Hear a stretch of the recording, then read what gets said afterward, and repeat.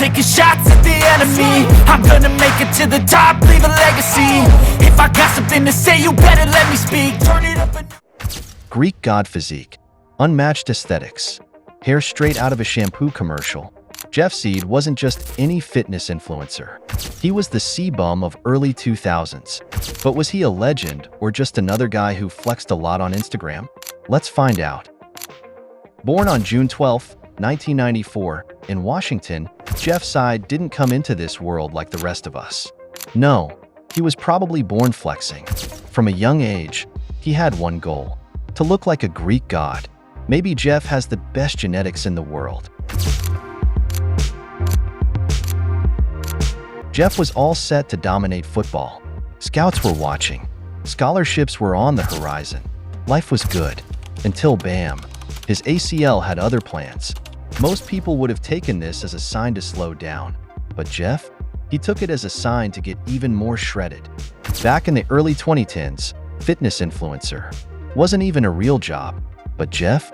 He saw an opportunity. Why lift in silence when you could lift while filming yourself for millions of people? And it worked. He became one of the first social media fitness stars, proving that you could make a living by just being really, really good looking. At this point, David Lade was still a kid, and C-Bum wasn't famous. And let's not forget Gymshark.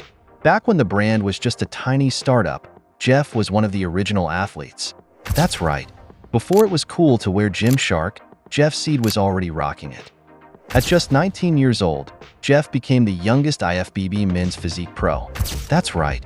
While most 19-year-olds were busy failing college exams, Jeff was out there winning competitions and flexing for a living. Jeff still has the record of being the youngest IFBB pro. And let's be real, he knew he looked good. Confidence, through the roof. Humility, somewhere buried under those biceps. By now, Jeff was everywhere.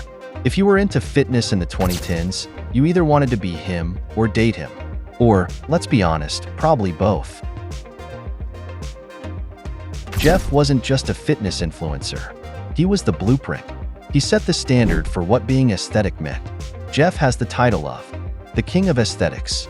With his fame at its peak, Jeff decided it was time to cash in. He launched Seedwear, wrote a book called Guide to Aesthetics, and basically turned himself into a walking brand.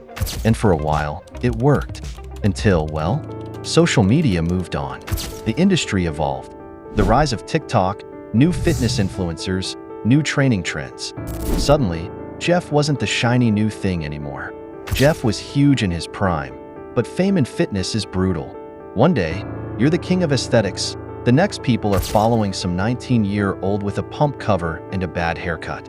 At this time, David was at the top. After some years, Alex came. Jeff slowly faded away. With great fame comes great accusations. Steroids? Photoshop? Fake weights? You name it, Jeff has heard it. Jeff Seed may not be the viral sensation he once was, but let's be honest. He walked so every Gymshark influencer today could run. The original aesthetic god might not be the center of attention anymore, but his impact? Undeniable.